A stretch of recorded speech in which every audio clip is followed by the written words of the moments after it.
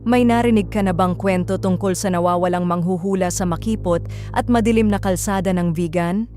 Isang gabi, habang nilalamon ng malamig na hangin ang lumang lungsod, isang matandang babae na kilalang manghuhula ang namataan sa ilalim ng lumang poste ng ilaw. Nilalapitan niya ang mga dumadaan, binubulungan ng babala. Huwag kang titingin sa anino mo tuwing 12:00. Marami ang nagtawanan, iniwasan siya. Ngunit kinaumagahan, wala na ang matanda. Naiwan lamang ang kanyang lumang baraha na may kakaibang marka, isang itim na anino na tila gumagalaw.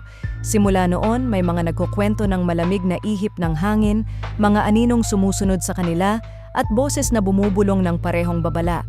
Sabi ng matatanda, sinumpa daw ang sinumang hindi makinig. Hanggang ngayon, walang nakakakita sa kanya. Ngunit sa tuwing 12:00 ng gabi, may mga naglalakad sa kalsadang yon ang biglang napapalingon, parang may malamig na kamay na humahawak sa kanilang balikat. Ano ang tunay na nangyari sa manghuhula? Ikaw, handa ka bang makinig sa babala? O isa ka sa mga susunod na mawawala?